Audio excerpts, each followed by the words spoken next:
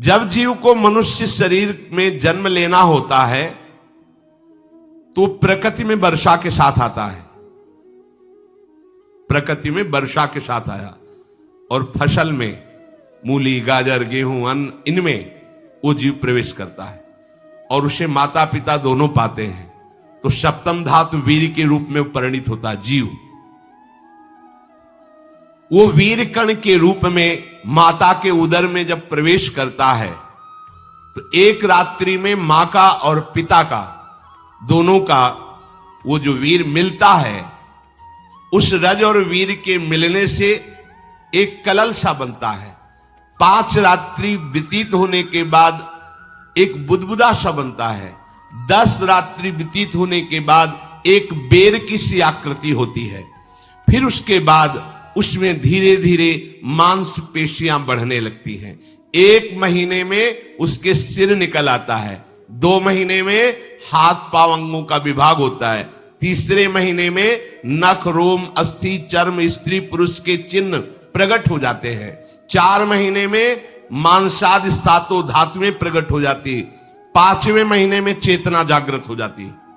जैसे अपने चेतना, ऐसे 5वें महीने में गर्भस्थ शिशु की चेतना जागृत हो गई। जीव है पर चेतना 5 महीने बाद मां के गर्भ में जागृत। अब उसे भूख लगती है, प्यास लगती है, वहां की तापमयी जलन, पीड़ा, छोटे छोटे कीड़ों के द्वारा काटना, 6ठे मास में झिल्ली से लपटा हुआ मां की दाहिनी कोख में कीड़े की तरह तड़पता है। उस समय माता को कड़वे और खट्टे पानी की लालसा होती है, जिससे उसके अंगों में जाकर भयंकर जलन होती है। यह है भोग। वो कृमि कीड़े की तरह तड़पता है। मलमूत्र के गड्ढे में बीच में झिल्ली में बंधा हुआ वो जीवात्मा सुकुमार तो होता है, वहां के कीड़े उसे नोचते छोटे छोटे, वो तड़पता है। माता प्रसन्न होती कि जब बच्चा हिलता है, बोले है उसकी दुर्गति हो रही, वहां भयंकर कष्ट पा रहा है। ऐसा क्लेश होता है कि क्षण क्षण में बेहोश होता रहता है।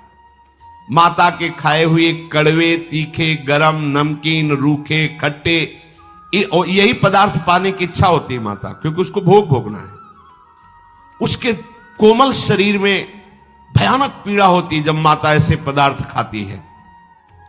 गर्भाशय की झिल्ली में लिपटा हुआ, आंतों और मलमूत्र से घिरा हुआ सिर, पेट की और पीठ और गर्दन एक कुंडलाकार, ऐसे कंकण जैसा, ऐसी आकृति गर्भस्थ शिशु की होती है। पिंजड़े में बंद पक्षी के समान पराधीन, ना तो वो हिलडुल सकता है ना बोल सकता है। बड़ा असमर्थ दुख को भोग रहा है, चेतना पूरी है। इसी समय भगवान द्रवित होकर उसे ज्ञान देते हैं, गर्भस्थ शिशु को, सबको। जे उसे ज्ञान होता है तो सैकड़ों जन्म के कुकर्मों से याद आते हैं, सैकड़ों जन्म के। ओहो, ये मेरे कर्म का ही फल है, मैंने ऐसे कर्म किए इसलिए दुख भोग रहा हूं। बेचैन हो जाता है, कैसे निपट पाऊंगा, सैकड़ों जन्म के कर्म जमा है। अब महान अशांति उसके हृदय में, उस शरीर में भयंकर पीड़ा। कुंडलाकार शरीर है, हिल भी नहीं सकता है, बस कीड़े काटते, बड़ी तड़पन, बड़ी जलन, भूख प्यास की जलन। अब एक और भयानक जलन हुई, उसे स्मरण हो जाता है कई जन्मों के, सैकड़ों जन्मों के पाप कर्मों का। 7वां महीना आरंभ हुआ कि ज्ञान का उन्मेष हो गया। अब प्रसूति वायु उसे चला रही है, तड़पता है वो। सप्त धातु में स्थूल शरीर से बंधा हुआ वो जीव भयभीत होकर के पुकारता है, अगर कोई भगवान है तो एक बार मुझे यहां से निकाल दे। विनय करता है भगवान से, कोई अगर भगवान है जिसने मुझे इस बंधन में डाला है, एक बार निकाल दे यहां से, जाके केवल भजन करूंगा। जीव कहता, जंतुरुवाच, हे प्रभु मैं बड़ा अधम हूं। ये ज्ञान भगवान की तरफ से गर्भस्थ शिशु को होता है। अब वो जीव भगवान को पुकारता है, मैं बड़ा नीच अधम हूं। आहा, भगवान आपने जो मुझे गति दिखाई है तो मेरे कर्म के अनुसार ही है, आपका इसमें कोई दोष नहीं। हम लोग जब कष्ट भोगते तो भगवान से कहते हैं हमने तुम्हारा क्या बिगाड़ा। भगवान ने नहीं बिगाड़ा, तू खुद देख क्या बिगाड़ लिया अपना। अब वो जीव कह रहा है कि प्रभु मेरे योग्य ही है, आपने जो मुझे दंड दिया है। मैंने सुना है कि आपकी शरण में जो आता है आप उसकी रक्षा कर लेते हैं। आपकी जो शरण में हो जाता है वो इस भूमि पर, भारत भूमि पर, विश्व पर निर्भय विचरण करता है, कोई उसे भय नहीं प्रदान कर सकता। प्रभु मैं इस माता के उदर में माया का रहस्य न जानने के कारण ऐसे कर्म किए कि मैं आ गया हूं, बहुत दुख पा रहा हूं। हे निर्विकार अखंड बोध स्वरूप परमात्मा, मैं बार बार नमस्कार करता हूं। प्रभु मेरे ऊपर कृपा कर दो, एक बार इस गर्भ से निकाल दो, मैं यहां से बाहर जाकर आपका निरंतर भजन करूंगा। ये वादा करके आए हम प्रभु से सब। प्रभु ने करुणा करके हमें चांस दिया है मनुष्य शरीर। प्रभु मैं बहुत जन्मों से इस समय स्मृति आ रही देख रहा हूं, कर्मों में भटकता रहा आपसे विमुख होकर के। ये जो मुझे अभी ज्ञान हो रहा है केवल आपकी कृपा से तत्कालिक है, तत्कालिक। एक तत्कालिक वैराग्य होता है, जैसे कथा सुनियो मन में आया कि अब तो भजन ही करना है, ये तत्कालिक है, स्थायी नहीं है। इसे स्थायी बनाओ। प्रभु आप अंतर्यामी हो, आप सब कुछ जान रहे हो। तीनों तापों की शांति के लिए भक्तजन आपका भजन करते हैं।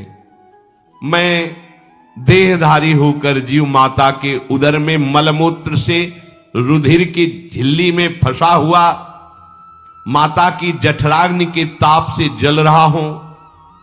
प्रभु एक एक क्षण में यहां विकल होकर केवल इंतजार कर रहा हूं कि किस समय मुझे यहां से निकाला जाएगा। दीन बंधु यहां से कब मैं निकलूंगा। स्वामिन आप बड़े दयालु हो, आप जैसे उदार प्रभु ने मुझ गर्भस्थ शिशु को यह ज्ञान दिया। हे दीन बंधु आप अपनी कृपा से प्रसन्न हो जाइए। प्रभु एक बार निकाल दीजिए, मैं ऐसा भजन करूंगा कि दोबारा संसार के दुख में नहीं आऊंगा। कपिल भगवान कहते हैं हे माता, वो गर्भस्थ बालक शिशु भगवान से प्रार्थना करता है, भगवान का आदेश होता है, तत्काल प्रसव वायु धक्का मारती है। जे ही प्रसव वायु धक्का मारती तो उसको ऐसा भयंकर कष्ट होता है, जैसा पीछे लिखा है कि जैसे जिंदा किसी की चमड़ी उतारी जाए, ऐसा मां के गर्भ से निकलते समय उसे कष्ट होता है। वो अत्यंत कष्ट से व्याकुल होता है, उसी समय उसका वो ज्ञान नष्ट हो जाता है जो भगवान ने दिया था। उस समय उसकी श्वास की गति रुक जाती, जैसे किसी का गला दबा दिया जाए तो कैसा लगेगा। ऐसे ही पूरी की पूरी भागवती की स्मृति नष्ट हो गई। होश आया तब देखा कि वो बाहर पड़ा हुआ है, माता के उस मलमूत्र में सना हुआ विष्ठे की कीड़े की तरह। गर्भवास में जो दिव्य ज्ञान प्रकट हुआ था भगवान की कृपा से वो सब नष्ट हो गया। भूमि परत भा ढाबर पानी, तिम जीवे माया लपटानी। चेतन आई तो रोने लगा, वो ज्ञान कहां गया, वो ज्ञानदाता कहां गया। वो कहता कहां कहां, बोले थाली बजाओ बच्चा हुआ है। और वो तो रो रहा है कि कहां, वो ज्ञान कहां गया जिसके बल से मैं कह रहा था कि बाहर निकाल दो, मैं आपका भजन करूंगा। सब खत्म ज्ञान। जो लोग उसका अभिप्राय नहीं समझते वो उत्सव मनाते हैं, बालक हुआ है, वो रो रहा है, वो कहां गया ज्ञान, कहां कहां कहां। छोटा बालक यही रोक कहता कहां, अभी जो ज्ञान उत्पन्न हुआ था, जो अभी भगवान का बोध हुआ था, वो कहां गया कहां गया। घर परिवार के लोग उसका पालन पोषण करते रहते हैं, उसमें कोई निषेध करने की शक्ति नहीं हो रही। मच्छर काट रहा है, दुख हो रहा है, हटा नहीं सकता बालक। उस जीव को शिशु अवस्था में जब कपड़ों पे लिपेट कर ऐसे लिटाया जाता है तो इतना कोमल त्वचा होती कि कपड़े भी उसको, जैसे खुजलाहट है, पीड़ा है या जलन है, बिल्कुल कोमल त्वचा होती, कुछ नहीं कर सकता हो, पर रो सकता है। ना खुजलाने की, ना करवट बदलने की, ना उठने की कोई सामर्थ्य नहीं। बड़ा कष्ट पाता है बाल्यावस्था में, क्योंकि त्वचा बड़ी कोमल होती है, दास मच्छर आदि जीव उसको काटते हैं। गर्भावस्था का कोई ज्ञान नहीं रहा, सिर्फ रोना ही रोना रह रहा था। इस प्रकार उसकी बाल्यावस्था कटी।